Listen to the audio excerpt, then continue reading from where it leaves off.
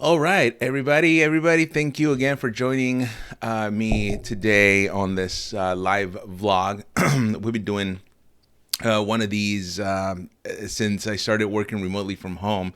So this is actually the first full week I get to be at home and work from here, work remotely, and it's been really exciting.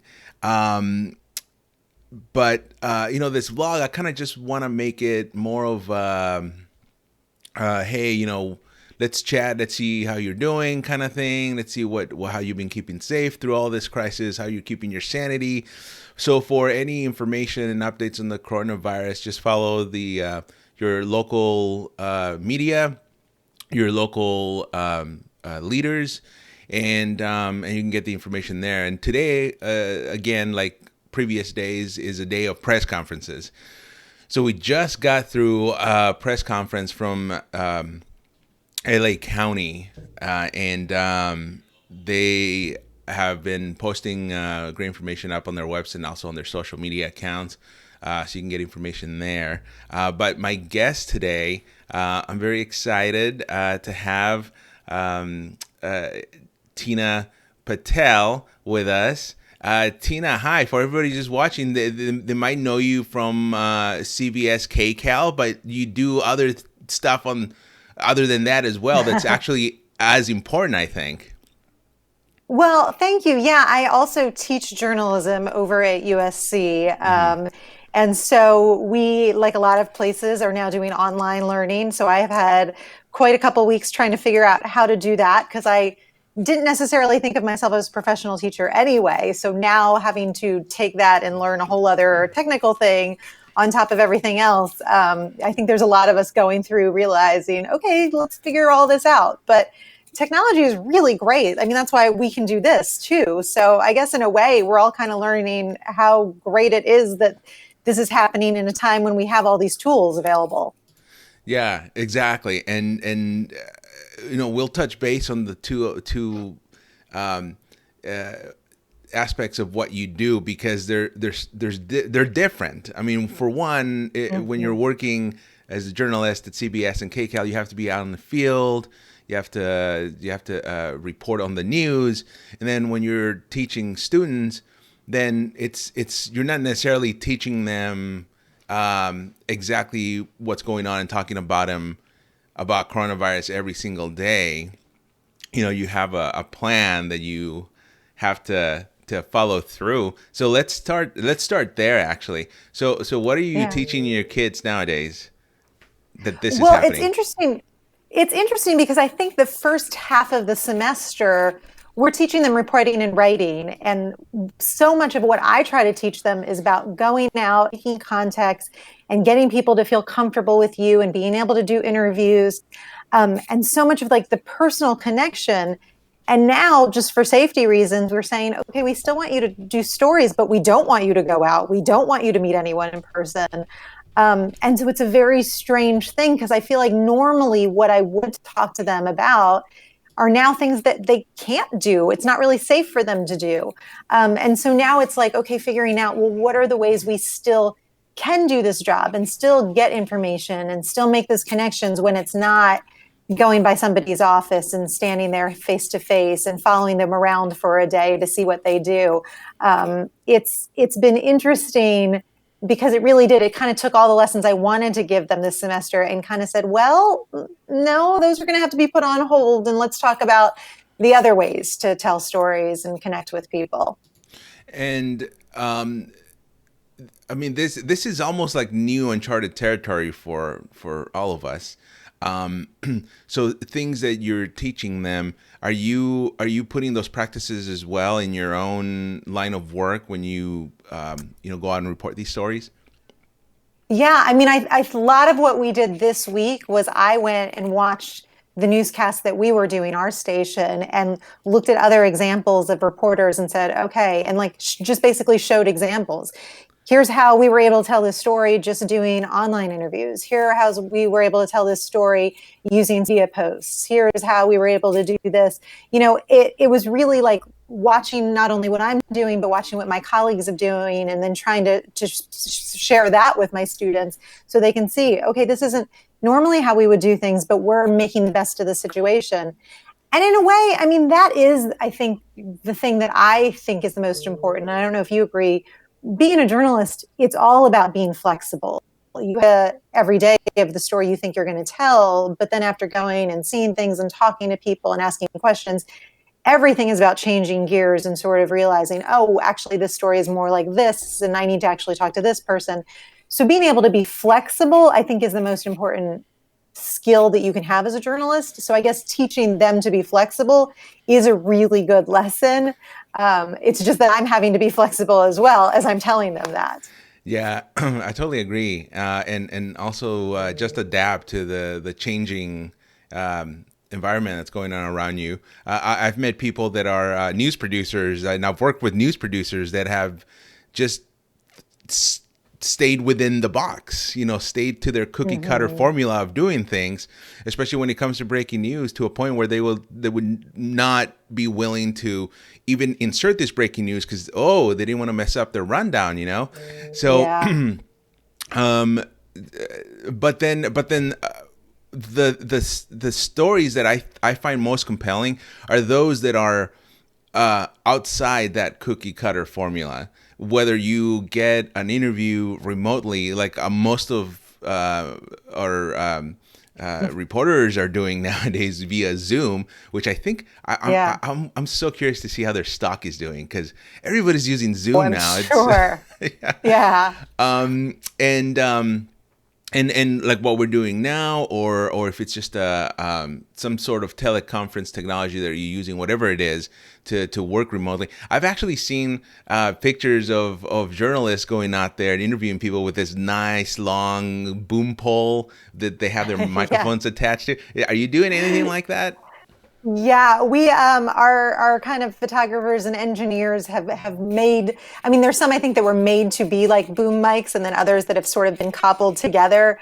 And it's very strange. I have been a reporter for a very long time, and I think when you do something for a long time, you've got kind of get stuck in the ways of doing it. So literally, like having a 6 foot extender to now do interviews and hold it up there, it feels so strange because I'm just like, well, this isn't how I stand normally, and this isn't how I hold a microphone necessarily.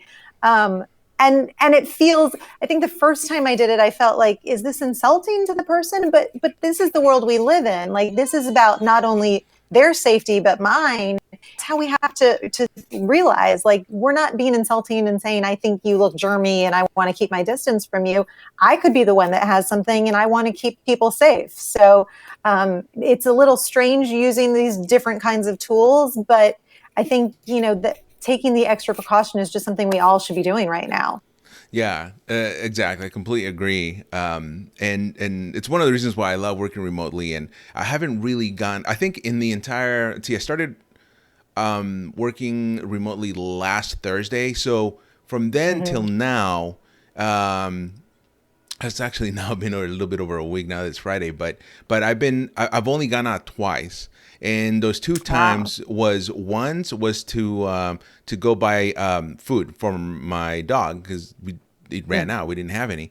And then the other Yeah. time was just yesterday when I had to go to the grocery store and just get a few things that we hadn't gotten yet that we were running out of. And that was it. So I haven't done anything. In fact, right now I'm actually exploring new ways of how I can cut my hair because I'm anticipating we're gonna be stuck doing this for at least a couple months, if not longer. Yeah. So Yeah. if you know anything about me, you'll know that within 3 weeks my hair is just all over the place.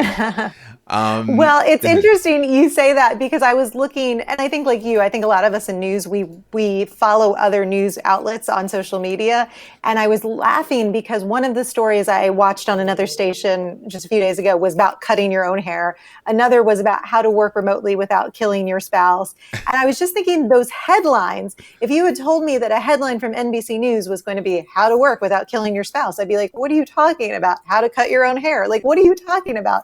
But those are things we're all going to have to think about. I think I can get away a little longer without a haircut. My dog is so shaggy, and I'm pretty sure he's not going to be able to see through in a few days. So I feel like he might be the first experiment, is maybe just trimming a little with him, and then if that goes well, maybe then we have to start thinking about trimming ourselves. I don't know. We'll see. Yeah. Well, and then just talking about safety, how are you keeping not only yourself safe but also your family safe? What's that dynamic like now versus when this, just before this whole thing broke? Yeah, I mean, I have a 1 year old at home, and so I think that becoming a mom definitely made me more aware of germs. I mean, I started carrying wipes because of her, because she put everything in her mouth for a while. I don't know that I was necessarily aware before, like how many things we touch. But my husband and I, as much as we would love to take her out and do things, like she's pretty much been home, and luckily she's too little to know that that's a big deal. But we just we're taking turns when we have to make store runs because we don't want to expose her, and we're just taking those extra precautions that you never really thought about before. But really just like washing your hands so much and wiping things down so much and really being I was joking with my husband when we were walking the dog. We have an elevator where we live. And normally, like, I'm that impatient person that always was like, door closed. Like, why is this the slowest elevator? And now I'm like, oh, I don't want to touch more buttons than I have to. So I'll just sit here and wait in the elevator. And if it takes 30 seconds for this door to close, like, I'll just do that because I don't know who touched that door close button. It's a very weird how you now think about all the things you're touching and doing and just are like, okay, well, I can just wait. Yeah. Well, and I'm curious now. There's all this information out there from different doctors, from scientists, from local officials. What in your opinion? What is the one thing that really freaks you out the most about this virus and just about what's going on? I mean, I think that we all have our own personal worries about what if we get sick? What if somebody we love gets sick? I mean, I have parents that have compromised immune systems and they're older, and so I worry about them. But I think that maybe because I have been out more as a reporter, I think it really worries me that not enough people are taking this seriously. That there's still people that think it's okay to go out when they don't have to I mean, I understand, like, we live in California, it's a beautiful day, it's sunny out there. I get that maybe you want to go take walks, but if you go by the park and you see a whole bunch of cars and a whole bunch of people out, like, don't go there, find somewhere else where it's not so crowded. Like, I think that's what scares me, is that not enough people are doing their part. And if we're doing this, who knows how long it could go on. So, I mean, that's what I really try to do in my job every day, is not scare people, but say, like, we all need to be part of this. Otherwise, who knows? So the best science that we now is keep your distance, stay at home as much as possible. And if we're all doing that, then we can get through this hopefully quicker. But if we don't take it seriously, then it gets scarier, I think. Yeah, and I was just listening to the LA County press conference where they this morning actually, and they just announced 5 new deaths, over 200 new cases. But then they also said now all public beaches and trails, bike paths, public parking lots, they're all going to be closed for at least 2-3 weeks, probably longer.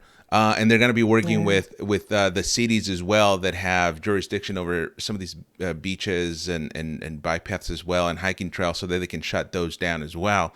So now it's become more of at first when they said to everybody, stay in your homes, stay away from people, but you can still go out, you can still go enjoy a hike. Now all that's Yeah. been taken away. So how do you even deal with the whole psychology of it? I mean, what do you Yeah. do in your own life, and what does your family do to basically keep sanity? Yeah, I mean, that is a big thing. And that's the thing, is I don't think we had to have that step. I think it's the fact that people weren't being smart, that we had to go to that step. And it is really hard. I mean, I was joking with my husband, he's way more active than I am. So the fact that he couldn't go to the gym was huge a week ago. And then he's like, okay, well, I can still run, I can still bike. And now he's like, I don't know, there's not a lot of places to do that. He needs that outlet. And so, like we were saying, like, even if it's just looking around neighborhoods here and being like, okay, when is that time when there aren't people out, that it is safe to do a run or to do a bike ride? I will say I work an early morning shift, so I'm out there at 5, 6 a.m. every day. I have never seen as many people out and taking walks as I do this last week. And maybe that's what we all need to do is just space out when we are getting that break. Because yeah, we don't want to all sit on the couch and gain 100 pounds of quarantine pounds or whatever. But I just think that we need to figure out, like, okay, is it okay? Let me get up at 6 a.m. and take my walk before we all start getting going and before it gets really crowded out there, or is it, go to this area, and just be smart and keep my eyes. And if there's somebody over there, then I'll go over on this area. I think it is important to get out, but I just think we need to be smart about it. And we know what's smart. What's smart is keeping a distance from other people. And so I think that's what you have to do is when you go out, if it's taking a walk, which is no big deal. I mean, my dog loves that he gets to take walks, but we just kind of keep an eye. And if you see somebody down the street corner, it's okay to be that person that goes, I'm going to cross the street now. Like, maybe before that used to be rude if you did that. But now it's totally understandable. Yeah, yeah. And one of the things that I do just to keep my mental health is do things like this, like a nice little vlog, or I do have a podcast as well. So I have all these projects that I dedicate my time to as well. But just doing news every day and cover. I mean, this is my new reality. Yesterday was a bit of a break because I had to deal with there were two pursuits. And the last one happened later at night. So, that was, I saw a lot of the comments on Facebook on these pursuits that everybody was just, it was an outlet for them. It's been just COVID-19 day in, day out. So what I usually do is, in the morning when I wake, actually I should start by saying I don't normally watch these press conferences anymore unless I'm directly involved in bringing that to people's homes, like during my shift, for example. But I tend not to watch those press conferences. Today was just Claire, my wife, just happened to have it on TV, and I went down and ate a little breakfast, and so I was watching that. And normally they have good information, but I stopped doing that because since I do COVID-19 coverage day in, day out, I don't want that to consume my life, if that makes sense. Absolutely. So normally I either start out by spending maybe some 10, 15 minutes just catching up when I wake up on what's happening or what happened the night before, after I went to bed, and then maybe just kind of wrap up at the very end of the day what's happening. If for some reason I don't, during my shift, don't have time to look at other sources. But I just do it twice a day, right? Kind of wrap things up, get a nice summary of what's going on, and that to me keeps me a little sane, if that makes sense. Yeah. So is that? Yeah. Well, and it's having distractions. I mean, I have a 1-year-old, and so she forces me to put other things on the TV and do other things. And so, yeah, it's really good to have that outlet, because too much information isn't going to help. And if, and we're just all staring at our TVs or staring at our phones, like, we can't really do anything about a lot of these situations. So, yeah, catching up with friends and having other things that you can talk about, and talking about, whether it's your kids or your dogs or your husband or whatever. Like it is really heartening to see, like, those kinds of things out there, that people are connecting and people are sharing the fun things that they're doing, and maybe they're learning to cook, or maybe they're taking up gardening or whatever. Like, seeing those things and being like, well, maybe we can actually do things with our time that we've always said we wanted to do. Like, that would be great if that's what comes out of this.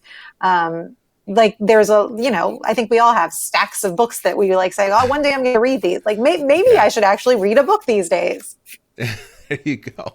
Yeah, I'm myself included. I have so many I've wanted to read and I haven't had a chance to, or some that I've started and then 5 pages in and then I stop. So, Yeah. um, and then what is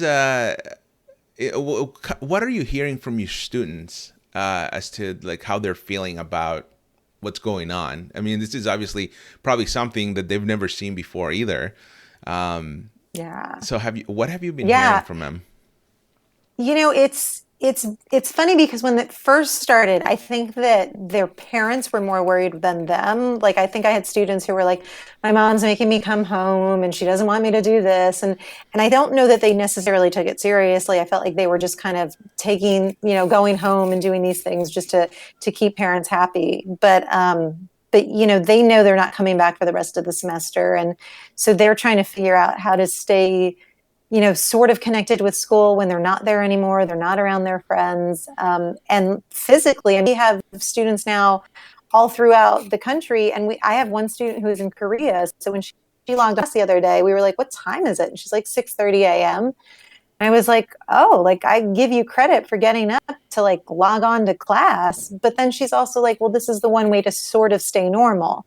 So I think that that's what they're struggling with, is how do you keep some bit of normalcy, still try to have some, I mean, obviously they're in school because they care and they want to learn. So I think they're trying to figure out how to keep doing that. But yeah, it's tough for them. And and we have kind of encouraged them to start keeping diaries, whether that's written or video or pictures. Because I think what we always say as journalists, like what we're doing is recording history, and right now we're living through history. So I think we all should be doing things like this to keep a record, because at some point, like, things are normal, and then we'll be like, what was that like I don't even remember. And then we'll look back on these things and be like, oh yeah, that was a really strange time, but how interesting that we survived it, and what are the lessons we can take from it. So it'll be interesting to see how these students adapt. I mean, I feel really bad for the ones that have these, momentous things that they were going to have that got postponed. My two nieces, one is a high school senior, one is a college senior, and so we were planning on going to both graduations this year, and that's not going to happen. And I feel so bad for them, but I think that it'll be interesting to see how they respond and how resilient they are, and what they take from this. Yeah, yeah, exactly. I know a lot of people are putting out more digital content out there on the social media platforms, and even simple devices that you would normally find in stock at any electronic store or at Amazon. They're going out of stock fast, because computer parts as well, because people are trying to do more digital content. So I think after this is all over, you'll see we'll have a digital library, I like to say, of just documenting this experience. And I've even started watching some movies on Netflix. So I'm sure I'm just contributing to the numbers of popular movies that are right now trending. Like well, there's Pandemic, and the one I was watching was Contagion, I believe. Yeah, Contagion, with Oh, Matt yeah. Damon. And yeah, I mean, that's a feature film. I didn't finish it though. I gotta admit I fell asleep, but only because I was tired, not because it was boring or anything. So Yeah. I'm gonna go back today and just finish it. But it's I mean, that movie was made years ago, and it's just so crazy how similar it is the to what's happening now. Yeah. I've I never. haven't seen it in years, but when I came out, I lived in Las Vegas, and it sort of starts like in a casino. And I remember at the time thinking, like, oh, casinos are like the dirtiest places in the world. Like, I guess I shouldn't go to them so often, but I lived in Las Vegas, it was part of your life. It would probably be interesting. Yeah, I should probably rewatch that as well. Yeah, But I don't know if it's entertaining right now or if it's just scary. yeah, exactly. It's before this coronavirus outbreak, I had never heard of the term social distancing, and so when I was watching the movie Contagion last night, that term came up. So it's like, wow, this movie is almost like it's ahead of its time. But I it was, know. yeah, it was really scary, and it definitely took a whole different meaning now, that movie. And then there's documentaries like Pandemic, I believe is a documentary, and some other ones. Some of these are free to watch on these streaming services. Others you can have to pay for it for just to rent them out. But Yeah. is there anything that you're watching on these streaming devices that's kind of keeping you distracted, and you and your family? Yeah, yeah. I mean, I will also say that's the funny thing is that, I get people complaining and being a little stir crazy, but this is the time technology wise where like there is so much out there that we can watch and consume and see and distract ourselves with. So like, it is serious time, but this is like we're also really lucky and really blessed, especially those of us that, already have these, have good Wi-Fi and have TVs at home and can do this. Because I know not everybody has the same connectivity. But for those of us who are connected, like it's hard to complain when there are so many things out there to watch. It's for us, our daughter really takes, she gets to decide during the day. And then when she goes to sleep, like we have that little window where it's like, okay, we can watch adult stuff now. So I'm not getting through the list that I have as quickly as I would like, but you know what, it's okay. Like I don't mind that. Have you watched Frozen 2 yet?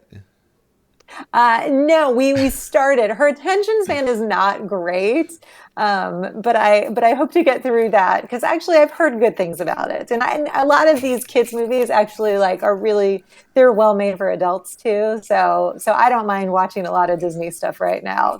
It's not bad, and everything always sort of ends up good. So that's nice too. That's Yeah. reassuring right now. Yeah, exactly. Yeah, that's one of the reasons why I love Disney movies. And one thing my wife just likes to like hassle me about is that all these Disney movies, they kind of get me emotional.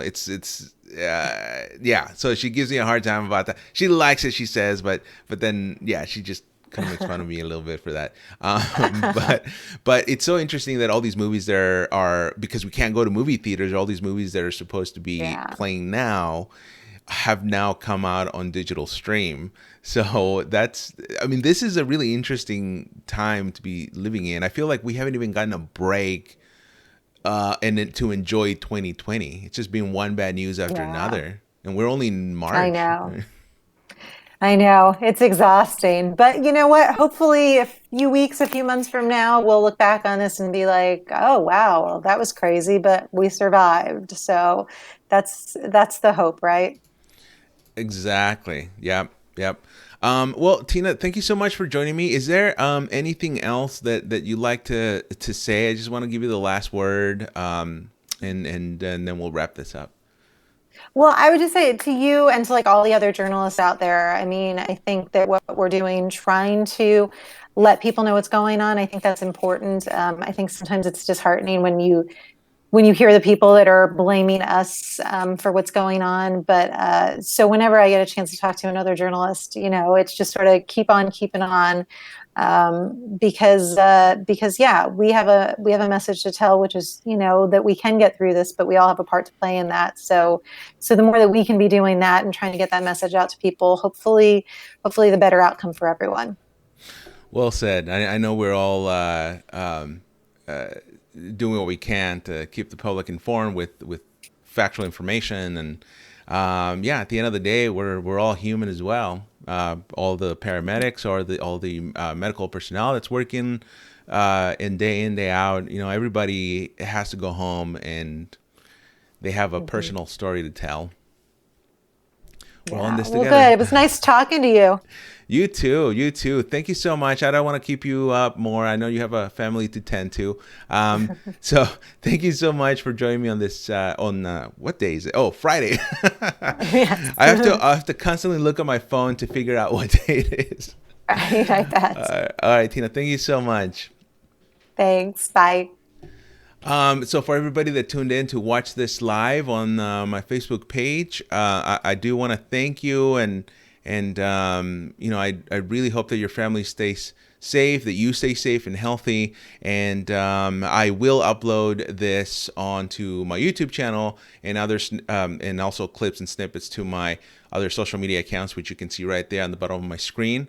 Instagram, follow me there on O Flores News, and then on Twitter at O Flores, and I will also in the descriptions and the captions of these videos and Facebook Lives, I will post Tina's social media account so you can follow her there and connect with her as well. Again, great thanks to her and for everybody that's out there watching this. Go ahead and post comments, questions in the section below, and I will get back to them pretty soon. Probably in the next few days, I'm gonna have the ability to feature some of your comments here and also interact with you more. So we'll do that soon. Until then, take care of yourselves, take care of each other, and have a great day.